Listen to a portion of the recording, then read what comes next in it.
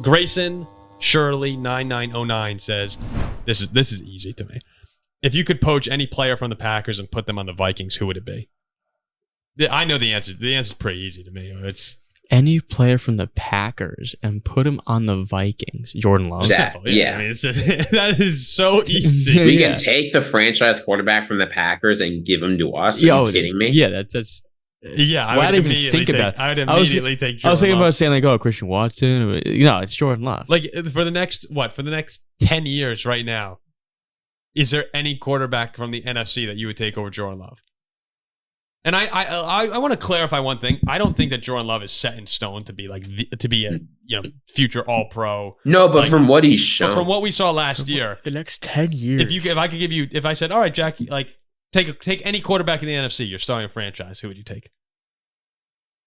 Who would you take over Love? Probably Jalen Hurts. Yeah, Hurts, not Dak for that long. No, not for 10 years. I think maybe Purdy, but probably Love over Purdy. Love over Purdy. Yeah, I'd take Stafford's too old. Kirk is too old. Goff's a little too old. Hurts is the only competitor. Yeah, and I still would probably take Love. I'd probably go Hurts, Love. And from what you saw last year, you saw Love ascend to stardom, and you saw Hurts actually regress. Yeah. So it's easy, but let's pretend you can't have Jordan Love. Who would I take from the Packers and put on the Vikings? I don't know if you don't need a receiver. I mean, I might take like Jaden Reed or something like that. Someone like that. Try and think on their line. I'd probably take one on their line. I'd take someone on that defensive line. Jair Preston Alexander. Smith, Kenny Clark. Yeah, we could honestly, it would be one of the two lines. I would take someone. I'd take Jair.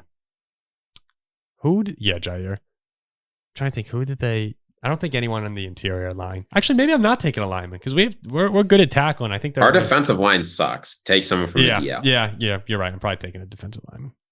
Yeah.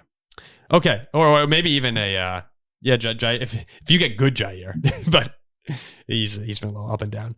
Okay, XX McLovin XX says, we've had a lot of questions from him. We appreciate it.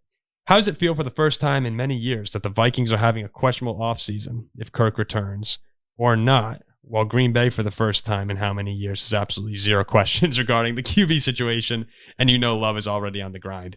How does it feel? It sucks. It's deja vu all over again. It's the same thing. It's the same thing every single year, McLovin. It's now this is the first time in a while where there's been some Viking quarterback questioning, or more so than in the past, which is actually kind of exciting to see whether or not they make a move for a young quarterback. I'm sure that'll absolutely blow up in our face, but. It sucks. It sucks to see Jordan Love be like, you guys are set seemingly for another 10 years. It's absurd. Next question from McLovin. He has a couple here. He says, are you guys happy with the salary cap being raised? So last year was $22.48 million, $30 million rise roughly to $255.4 million in 2024. I'm not going to get into the reasons. Don't care enough to talk about that. I always think it's more fun when the cap goes higher. You could do more things. At the same time, when there are teams that are that are supposed to be screwed from the salary cap and have worked themselves into difficult situations, it's a little bit annoying to see them get out of it. Like I know that you were saying this one helped the Packers to a degree. There are other teams that helped a lot more. So I don't really want to see a jump this big, but it's always more fun when you have more money. I mean, the cap was just depressed because of COVID, right? But like any inflationary moment, it helps debtors, it hurts creditors. Yeah. I don't know. It's all I want to do is watch the Saints suffer. This helped the Saints. That's good, too bad. Dude. Oh, we'll talk about the Saints. I hate the Saints. Yeah. Thoughts on Hafley's last one? Thoughts on Hafley's first press conference? Probably basic, but what are your impressions coming out from it? Are you guys scared? I thought Hafley in his press conference said all the right things. Like I was listening to it. I was like, okay, I think this Packer defense is actually going to be pretty good next season. And I wouldn't say I'm scared, but I definitely think that Green Bay is moving in the right direction, and I am not particularly. There's also a world that just might suck. There is a world. If Jordan Love stinks, I mean, the defense is not fantastic. No, there's a world where the Packers are a very average team next year. Yeah, I mean, I'm rooting for him hard. If it comes together, though, they're going to be. That's what it is. Like this team, I mean, their range is like the second best team in the conference. To see who can miss the playoffs, or the best in the conference, right? Yeah, best to like missing the playoffs. Best to like probably like the 9 seed. What do you think? So you like Hafley? The thing is what did the Packers need this offseason? They needed a guy who could get more aggressive and generate some turnovers, but wasn't insane. Hearing Hafley say he's not wedded to a scheme, he cares a lot about the situation. Hearing him say the biggest thing he wants is zone coverage, where every time the ball is thrown, there's 3 players going towards it. They're going to get more turnovers. He's going to coach a decent defense. You can go back and check our video about this, but everywhere he goes, the defense improves. Of course I'm scared. You kidding me? He said, I can't remember. I didn't write it down. He had said something that got me, I thought was a really good quote. What do you say? Bring fearless approach. I don't know. I can't find it right now. But I thought, when I listened to the interview, I thought he did a good job. Seems like a smart guy, too. Yeah, I mean, what do you say? He said the faster they get, the faster we'll get. The bigger they get, the bigger we'll get. Like, this is a guy who understands that you have to match whatever the offense is doing, which is very different from the old guy who just sort of did his thing come hell or high water.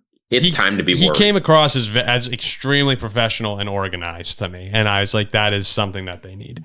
Because the Packers don't need the greatest defense in the world. They just need high-level competence, and they're going to get it. Couple more here. This is where we have like our Packer portion of the show from all the people coming in. Mercury Road 55. This is more of a comment. If you start a podcast dedicated to Jordan Love and called it The Making of Love with Paul and Ziggy, would it hit 5 million subscribers in week 1 or week 2? We're not doing this. Am I filming? Oh my God. Roll the tape. Next question. I'd film. I responded to him and I said, how about love making with Paul and Ziggy? Where would it take place? Next question. Take place in Paul's room? It's probably a bar in Wisconsin. I'd have the cameras.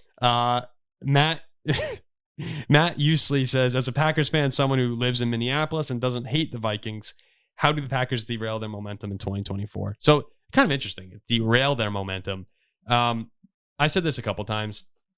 If they're going to be as good as Jordan Love is, like that is ultimately what it is. The way that they take a step back is if he regresses, if he has, I don't want to say like Jalen Hurts regression because Hurts did regress, but it's not like we shouldn't brand that a thing.